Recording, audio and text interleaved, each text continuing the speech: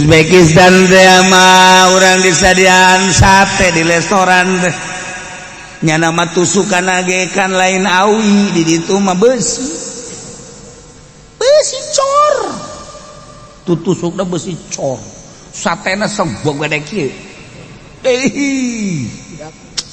di urang makan segede cinggir ditusuk segede cinggir jadi lamun urang nyaritakeun beak 10 tusuk teh sate manes ya sate pasar kebit segede kieu itu ditimbang ku sia eta ditimbang ku 10 tusuk sabaraha ulah ngadenge tusukanana tapi urang ngadenge di Uzbekistan sagua gede perut tusuk ujana atuh lain piring leutik itu nu gede beak 10 tusuk enggak lain jelema tah mah satu tusuk itu beak urang nah urang dahar ngindah nikmatna lain papatata sate tanyakeun ku urang sate naon ieu bila datang ka ngeunah kieu ge panas dagingna ceuk nya khel kuda ya Allah nya kitu aing embung ternyata ngeunah orenganan di daerah tiis dagingna kudu nu panas berarti satena kuda sebab kuda mah dagingna panas kan urang teh diciptakeun ku Gusti Allah lalaki tiis awewe panas jadi lamun teh mah ngahiji teh eta teh maksudna jadi kieu eta teh nya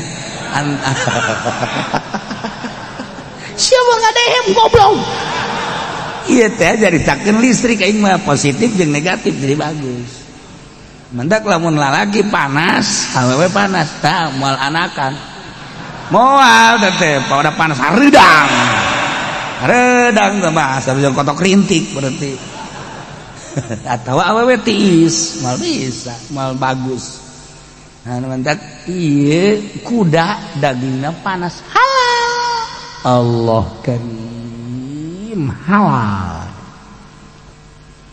naharna farasan ala ahli Rasulullah wa akalna wa nahnu bil Madinah cik Siti Aisyah kami mencit kuda dibasakan yang Rasulullah sallallahu alaihi wasallam kami ngadahar daging kuda wa nahnu bil Madinah kami keberadaan di Madinah Kanjeng Rasul biasa teh aya komentar kugo bahkan di satu hadis di bang nuang kanjeng teh nuang daging kuda ya jadi kesimpulan nama daging kuda halal di sana halal bisa pakai korban biasa pakai ekah masalah. Jadi lamun urang pedagang kuda teh teu kudu neangan embe kuda we pake eka. Ge anakna bisa totoker. Gagah bakal lupa tak. Masyaallah kuda dua jelas tak. Ya. Jadi daging kuda ulah diragukeun deui halal. Bakar wasin jeung sapi kesit artina sapi kesit teh sapi leuweung atuh berarti ieu mah halal kabeh lamun di lembur ngaranna bahimatul an'am di leuweung ngaranna sapi gunung sapi kesit halal tetep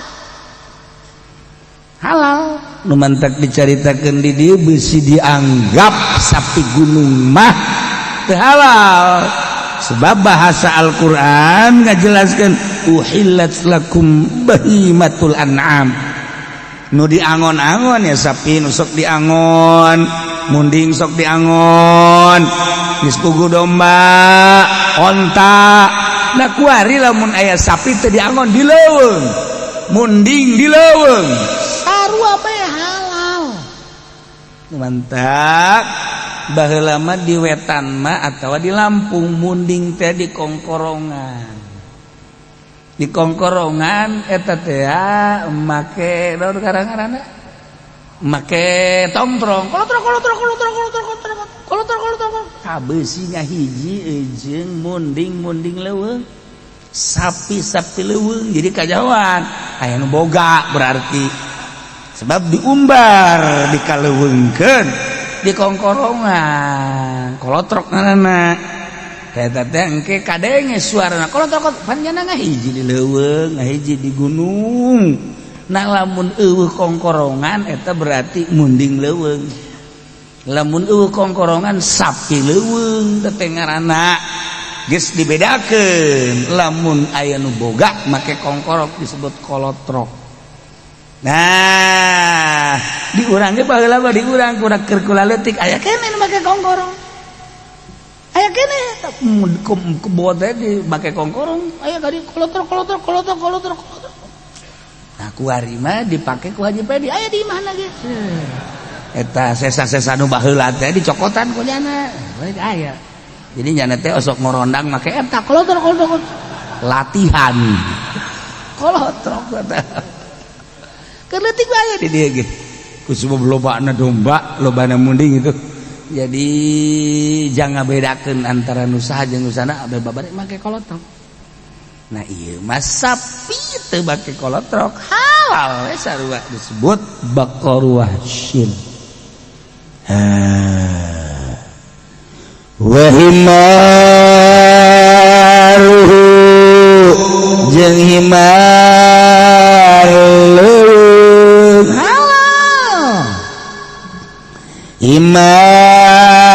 himar wahsyi eta teh termasuk kana minat thayyib jadi halal kulu min lahmihi ngadalahar anjeun tina daging himar wahsy halal eueuh tapi di urang mah perhimaran di Mekah ge baheula mah loba baheula tahun 90 masih kene aya nu sok marake di Mekah teh narek himar tapi di Uzbekistan mah balaya himar loba pisan lobana sebab nagarana negara agraris masih kene pertanian jadi orang lewat kitu ka pertanian jelema narek himar di puatan ge sieun urang neuleuh muatan himar ai himarna leutik ai muatanna luhur berarti gagah tah himar gagah alabatan kuda meureun halal dagingna himar tah himar wahsy Allah garing ya mana deui wazabun jeung kijang atau kijang teh bahasa urang bahasa Jawa nama kidang lawan bahasa Arabna zabiun ita anu tandukna lobanya nama manjangan di urang mah tersebutna teh eta halal teh jenis mbeken eta mah sebenarnya mah jenis embek keneh ngan nu beda tanduk halal wadabun yana wadabun jeung binatang bab bentukna okos bayawak ngan hirupna di darat ai bayawak asli mah di darat hirup di cairup ieu mah di darat tungkul disebut buaya darat iya ieu mah binatang dob jenisna kos bayawak tapi hirup di darat alah percis kos bayawak we kos gitu percis kos bayawak ngan ieu mah di darat hirupna ai bayawak mah di cai hirup di darat hirup amfibi hayun pidaren haram tah haram bayawak buaya nu kamari disebutkeun haram tapi ieu mah kos bayawa ngan hirup di darat halal. Ieu termasuk kana nu sok dicaritakeun mun urang ngaji usul fikih. Ieu teh dalil ngantep. Dalil iqrar ya ngantep. Ngantepna Kangjeng Nabi, jempekna Kangjeng Nabi, calikna cicingna Kangjeng Nabi teh jadi dalil. Kana meunangna sebab Kangjeng Nabi diturunkeun ke alam dunia teh titah dakwah. Geus titah ngaberantas munkarat. Baik anu katingali langsung ku Kangjeng Nabi maupun nu teu katingali ku Kangjeng Nabi. Jadi salami hirup teh Kangjeng Nabi teh terus we dakwah untuk menuntaskan munkarat. Jadi lamun Kangjeng Nabi cicing berarti eta teh nandakeun ngantepna Kangjeng halal. Ieu sahabat lapar. Nah, begitu lapar menang binatang bentukna okos bayawa ngaranna binatang bob. Teh binatang dop teh langsung dipejet, terus dibelem, dipasak, nah didahar. Kangjeng aya di payuna. Sahabat ngadaharan binatang dop, terus dipasak Kangjeng cuman senyum-senyum bae. Henteu dilarang. Berarti nandakeun eta teh halal sebab mun haram pati caram ku Kangjeng Nabi. Gila binatang bob ngaranna siji binatang anu bentukna teh okos bayawak cuman hukumna halal nandakeun halalna Kangjeng Nabi. Sahabat ngadahar binatang bob calik Kangjeng Nabi jempe halal ditaros tuan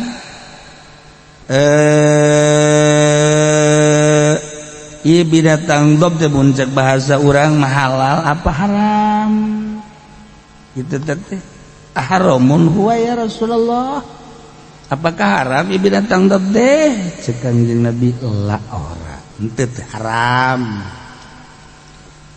Lamun teu haram kok tuan teu ngadahar walakinnahu laisa bi ardi qaumi, cuman teu aya di lembur kaula mayana di Madinah geus kulantaran teu aya. Lamun teu mah kula ngadahar haju engke datang ka Madinah hayangkan hese geus bandingan teu ngadahar we halal mah ngan teu ngadahar. Nu mantak teu ngadahar bisi lamun ngadahar beuki haju neangan deui eueuh di Madinah mah. Batur mah hebat. Kangjeng Nabi ngadidik urang teh seperti kitu. Urang mah pan lamun disuguhan dinusugih ieu si naonnya cenah teh. Ieu naon ieu panasaran pan urang mah. Ieu didahar itu panasaran didahar. Ketika ngeunah datang ka imah itu teh ngeunah teh di mana meulina nya cenah teh. Haji bae urang kototan urang jadi dibudakeun ku nafsu. Urang dibudakeun ku nafsu urang teh pan ieu nu mantak handapna mah urang teh hirup teh ieu ilmu mah aya. Ngan urang handap bae henteu bersinar lantaran urang teh diome ku nafsu, lain nafsu ditundukkeun ka urang. Alaika binafsik, urus ku maneh nafsu maneh. Nya, lamun maneh teu bisa ngurus cilaka, lamun maneh bisa ngurus luhur. Tapi lamun teu bisa ngurus sagolatka engke bakal ditungkulkeun ku nafsu. Nah ieu ya. Gas binatang bob di urang tapi halal. Warna ngejeng kelenci lenci nah ieu lenci halal kelenci atau lenci ngaran Arab halal teteh. Jadi orang masya Allah kering mentinya halal apa haram halal lenci geus pencit sate ye pokoknya mah urang lamun sering ngadahar lenci urang bisa luluncatan gitu. Minimal ya di luhur kasur luluncatan kita lenci wassalabun jeung salab deh model lenci kene ngan salab mah osok bisa mewak ayam di urang mah careuh lasun halal teteh nya dah salabun halal nusok di luhur tangkal kalapa teh naon bajing buta eta teh kan obat eta teh obat teh tah eta halal geus kitu teh wayarbun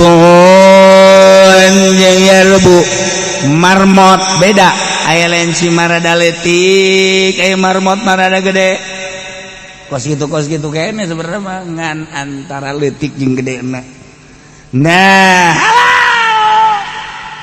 wa fatakun jeung manjangan jenis manjangan teh rupa-rupa di urang ge aya manjangan nu rada leutik cara tadi aya nu manjangan gede nah ieu ngaranna fatakun manjangan aya di semur jenisna okos manjangan kene ngan khusus ayana ieu mah di Turki potonganana kos badak disebut badak Turki eta halal eueuh tapi di urang mah dijelaskeun di dieu teh binatang anu ayana teh di Turki eta halal semur ngaranna tah urang geus jaho hewan-hewan darat ieu nu halal seperti tadi tinggal hewan darat anu haram kos kumaha coba ge wa yahrumu wallahu a'lam bissawab.